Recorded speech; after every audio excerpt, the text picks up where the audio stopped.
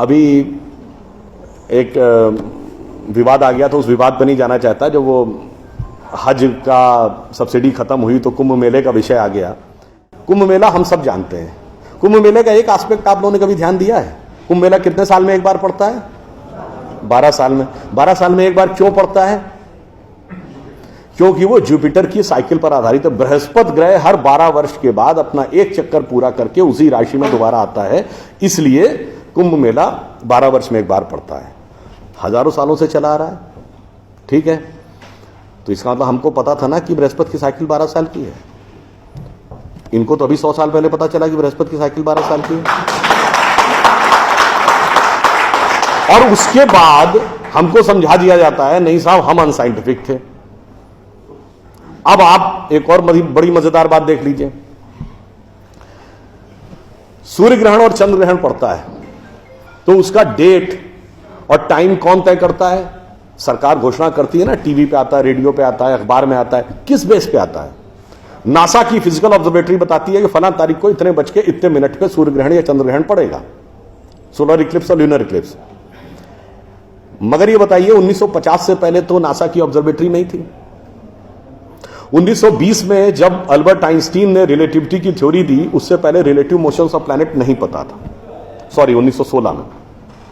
1920 में Edwin Hubble एक scientist हुए जिन्होंने एक्सपेंडिंग यूनिवर्स की थ्योरी दी, उससे पहले एक्सपेंशन ऑफ यूनिवर्स नहीं पता था। 1900 में मैक्स प्लैंक साइंटिस्ट हुए जिन्होंने लाइट की क्वांटम की थ्योरी दी, फोटॉन्स वाली, उससे पहले प्रोपगेशन ऑफ लाइट ही नहीं पता था। 1897 में जे टॉमसन ने इलेक्ट्रॉन खोजा, उससे पहले आप मानते थे एटम अनडिविजिबल है।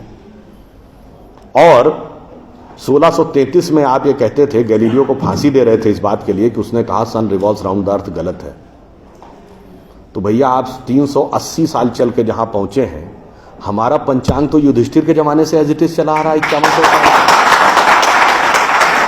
मतलब ये लॉजिक नहीं है, ये तो scientific proof.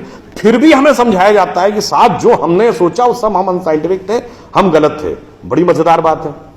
In A span of living generation 50 साल में, देखिए ये जो अर्बन नक्सल्स थे उन्होंने हमारे दिमागों में क्या क्या भरा और फैक्ट क्या था। 50 साल पहले जिस जिस चीज का मजाक उड़ाया गया वो चीज आज ठीक उसके उलट हो गई। 50 साल पहले कहते थे अरे यार ये अगर खेती करनी है तो mechanised farming, chemical fertiliser use करो। गाय के गोबर से कोई खेती होती है? आदमी चांद पे पहुंच गया, तुम गाय के गोबर पे पड़े हो। आज नहीं, ऑर्गेनिक फार्मिंग की तरफ जाओ। 50 साल पहले क्या कहते थे? अरे भाई ये जड़ी बूटियों फल पत्ती खाने से कोई इलाज होता है? नीम हकीम खतरा है जान। खाना है तो नई दवाएं खाओ, क्लोसिन, मेटासिन, टेरामाइसिन। आज आप क्या कहते हैं? नहीं, केमिकल नहीं, हर्बल मेडिसिन की तरफ जाओ।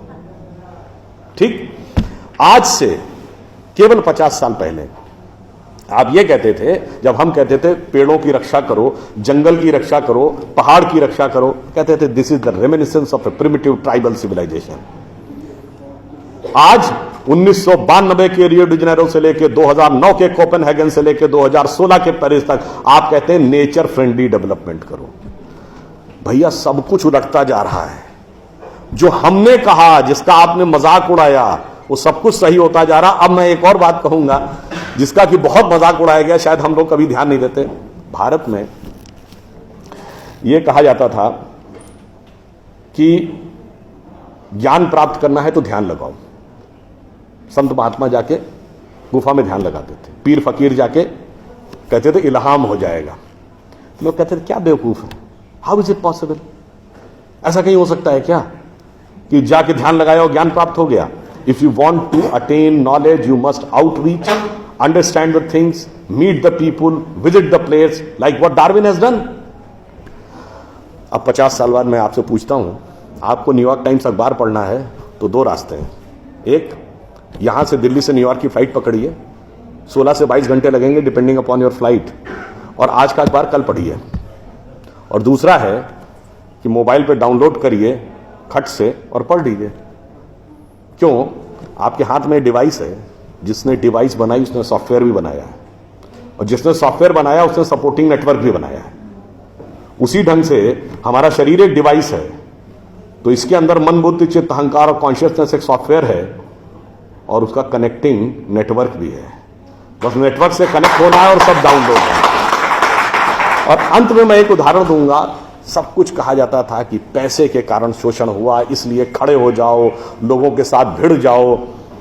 हमारे यहां परंपरा में त्याग का महत्व था। हम आपसे पूछें, दो राजा बताइए जो सबसे बड़े महान माने गए भारतीय संस्कृति में, राजा राम और राजा हरिश्चंद्र। दोनों इसलिए कि त्याग किया, इसलिए नहीं कि बड़ा बड़ा इलाका अलेक्जेंडर द ग्रेट की तरह कब्जा कर लिया। अब मैं एक आपको उदाहरण देता हूं, वो त्याग कैसे समाज में रचा बसा था। हमारे पूज्य संतों में से एक हुए संत रविदास, काशी के रहने वाले थे। उनके पास भगवान राम की एक मूर्ति थी। काशी नरेश उनके पास गए, कहा जाता था इतनी सिद्ध मूर्ति है, आप कृपया इसे मुझे दे दीजिए।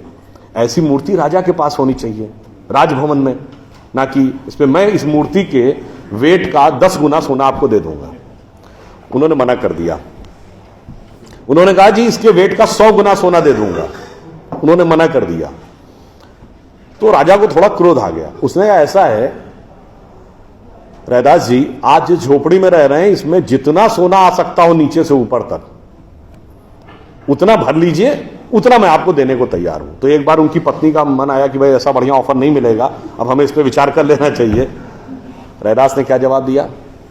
एक मोरो राम नाम धन, एक मोरी आशा, ऊ धन आई है ई चले गई हैं, ना चाहे भगत रैदासा। मना कर दिया। रैदास जी क्या थे?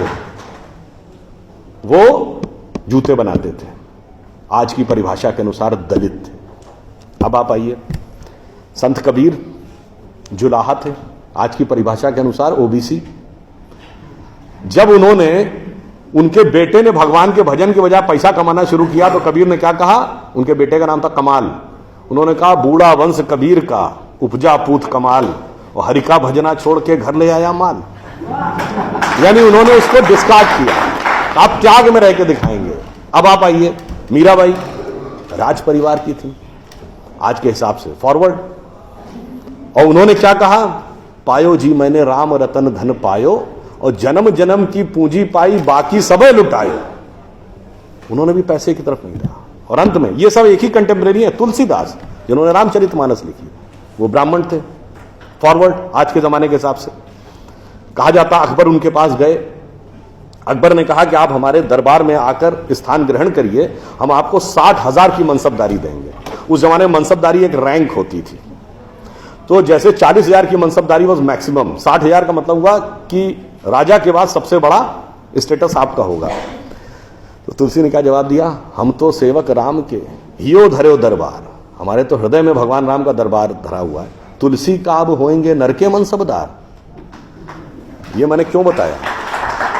जो बातें ये अर्बन नक्सलिस्ट समझाते हैं कि शोषण किया गया, कैपिटलिज्म किया गया, अगर मार्क्स ने कहा धर्म एक अफीम है जो गरीबों को पिला दी जाती है ताकि अमीर उस पर हुकूमत करता रहे, पर यहां ऐसा नहीं था। मैंने दिखाया समाज का निचला वर्ग हो, मध्यम वर्ग हो, उच्च वर्ग हो, राज करने वाला वर्ग हो, सबने कहा जो त्याग करेगा वो महान होगा। इसीलिए हमारे यहां महात्मा गांधी महान हुए, ना कि प्रधानमंत्री रहने वाले नेहरू महान।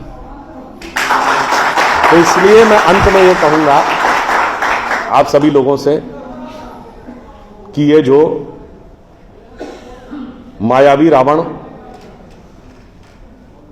साधु का वेश बना के आता है, सूक्ष्म दृष्टि से इसको समझिए और आश्वस्त रहिए कि वो चाहे कितना भी मायावी हो, अंत में विजय हमारी ही होगी, क्योंकि हम आज दुनिया के यंगेस्ट नेशन है। जैसा अभी नलपत जी ने कहा ना कि भाई people like us we are in minority. हम देश दुनिया के सबसे युवा देश हैं, यह सत्य है, मगर यह अर्ध सत्य है। हम सबसे युवा देश और सबसे प्राचीन सभ्यता है। We are the youngest nation and the oldest civilisation. तो एक गौरवशाली हमारा भूतकाल है और एक शानदार भविष्य है जो हमारी प्रतीक्षा कर रहा है। बस बीच के इस माया के प्रपंचों को से हम बचे रहें तो कहीं कोई संदेह नहीं। एक पंक्ति कहकर समाप्त करूंगा कि गौरवशाली था भूत, भविष्य भी महान है, अगर संभालें आप उसे जो वर्तमान है। धन्यवाद।